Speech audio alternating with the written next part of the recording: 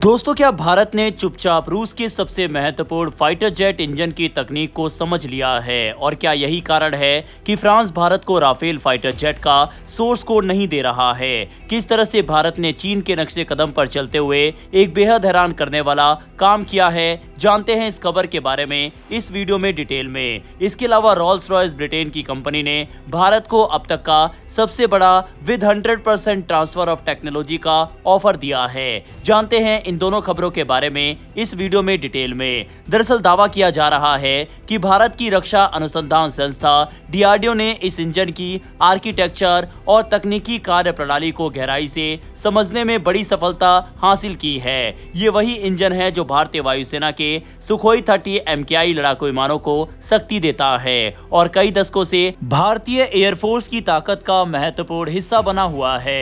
सबसे पहले समझते हैं कि AL-31 FP इंजन इतना खास क्यों है। ये रूस का एक बेहद भरोसेमंद और शक्तिशाली जेट इंजन माना जाता है। इसी की वजह से सुखोई 30 MKI जैसे लड़ाकू विमान तेज गति से उड़ान भर सकते हैं और हवा में कठिन युद्धाभ्यास कर सकते हैं। भारतीय वायुसेना के पास ऐसे 250 से ज्यादा सुखोई विमान है, इसीलिए ये इंजन हमारे लिए बहुत महत्वपूर्ण है। भारत पिछले कई सालों से HAL के जरिए इस इंजन का उत्पादन और असेंबली करता आ रहा है, लेकिन किसी इंजन को बनाना और उसकी पूरी तकनीक को समझना दोनों अलग बातें हैं। अब दावा किया जा रहा है कि भारतीय वैज्ञानिकों ने इंजन के डिजाइन, इसके महत्वपूर्ण हिस्सों और इसकी निर्माण प्रक्रिया को बेहतर तरीके से समझ लिया है। खास बात यह है कि भारत का मकसद इस इंजन की कॉपी बनाना नहीं है। असली लक्ष्य ये जानना है कि इंजन के अंदर इस्तेमाल होने वाली तकनीक कैसे काम करती है, इसके महत्वपूर्ण पार्ट्स कैसे बनाए जाते हैं और भविष्य में इसे अपने हिसाब से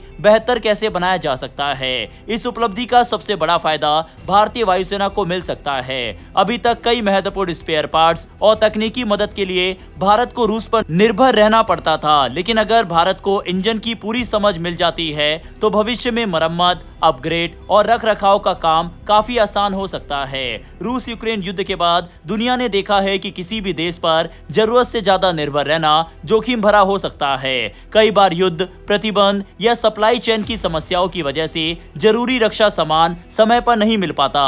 इसीलिए भारत अब रक्षा क्षेत्र में आत्मनिर्भर बनने पर ज्यादा जोर दे रहा है। विशेषज्ञों का मानना है कि इस अनुभव का फायदा भारत के भविष्य के इंजन प्रोग्राम्स को भी मिलेगा, खासकर कावेरी इंजन प्रोजेक्ट और आने वाले स्वदेशी लड़ाकू विमानों के लिए ये जानकारी काफी उपयोगी साबित हो सकती है।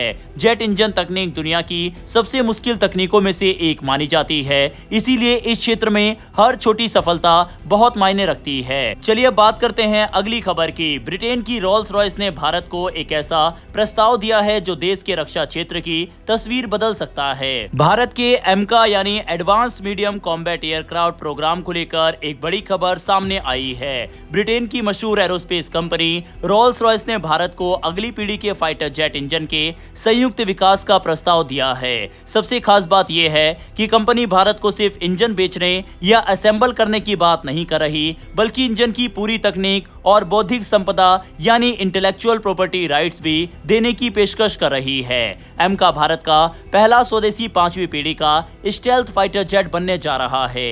इसके शुरुआती संस्करण एमका मार्क 1 में अमेरिकी GE F414 इंजन का इस्तेमाल होने की संभावना है, लेकिन भविष्य में आने वाले एमका मार्क 2 के लिए भारत को 110 से 130 किलोन्यूटन थ्रस्ट वाला एक शक्तिशाली इंजन चाहिए होगा, जो पूरी तरह आधुनिक और उन्नत तकनीक से लैस हो। रॉल्स रॉयस का कहना है कि इंजन भारत में ही विकसित किया जा सकता है। कंपनी के अनुसार यदि ये साझेदारी आगे बढ़ती है तो इंजन का ग्राउंड टेस्ट 2032 तक शुरू हो सकता है और इसकी पहली उड़ान 2034 में हो सकती है। यानी भारत केवल ग्राहक नहीं रहेगा, बल्कि इंजन के डिजाइन, इंजीनियरिंग, टेस्टिंग और भविष्य के अपग्रेड में भी बराबर की भागीदारी करेगा। फाइटर जेट इंजन तकनीक दुनिया की सबसे जटिल और सुरक्षित तकनीकों में गिनी जाती है। आमतौर पर कोई भी देश या कंपनी इंजन की पूरी तकनीक साझा नहीं करती, खासकर turbine blade, high pressure compressor, advance material और डिजिटल इंजन कंट्रोल जैसी तकनीकों को बेहद गोपनीय रखा जाता है। ऐसे में रॉल्स रॉयस का ये प्रस्ताव